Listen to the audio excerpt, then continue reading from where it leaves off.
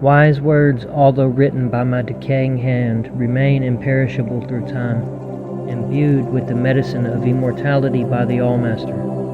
Be unseen and undiscovered by all those who will come and go wandering the wastelands of life.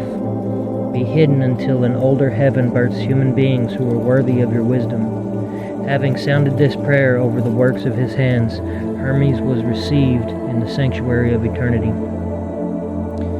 I want to tell you I love you, and God bless you, and I'll always be here if you need to talk. I want to read you something if that's okay, and please forgive me, my English is not so very good sometimes, but here it is. The mind of God. At the heart of Hermes' teachings is one simple idea. God is a big mind. Everything which exists is a thought within the mind of God. This book is a thought in the mind of God. Your body is a thought in the mind of God. These ideas which are being discussed are thoughts in the mind of God. How can we understand this? Consider for a moment your own experience. Thoughts are feelings. Thoughts and feelings exist within your mind. You know the outer world around you because your senses give you information, which you also then experience within your mind. When your mind is completely unconscious, you don't experience anything. Ultimately, everything that exists in your life is a thought within your mind. Your mind, however, is limited by being trapped in a physical body. Imagine for a moment that it is not. Imagine that it is free to be conscious of everything, at all times, and in all places. Then everything that is, has been, and will be would exist as a thought within your mind. This is the nature of God's mind. He is not limited by a physical body. He is the big mind with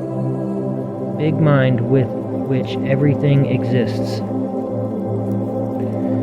Hermes describes the mind of God as the oneness which unites everything. What does this mean? Again, look at your own experience. You experience many different things with your mind.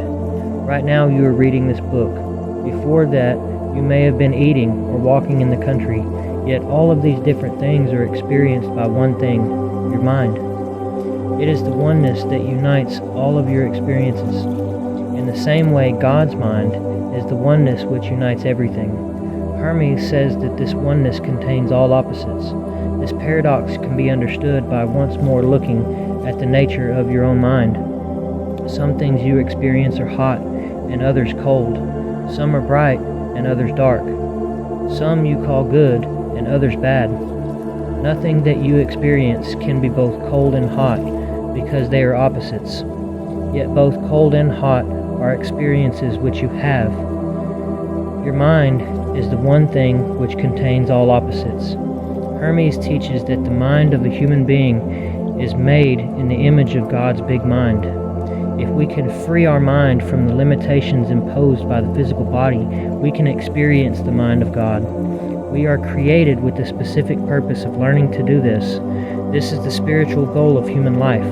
To reach this destination, we must expand our awarenesses. We must use the power of our little minds to reach out to God's big mind. To help us do this, Hermes narrates a dramatic story of how God created and maintains the cosmos.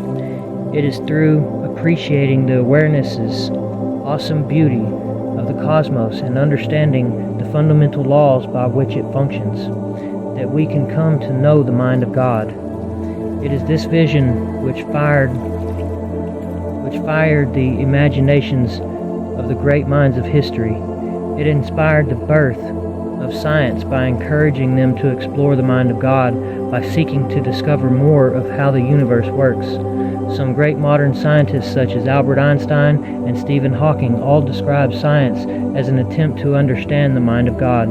The Hermetic philosophy places man at the very center of God's creation. Hermes declares that man is a marvel. With his mind, he may not only understand the universe, but even come to know God. He is not a mortal body which will live and die. He is an immortal soul, which through the experience of a spiritual rebirth may become a God.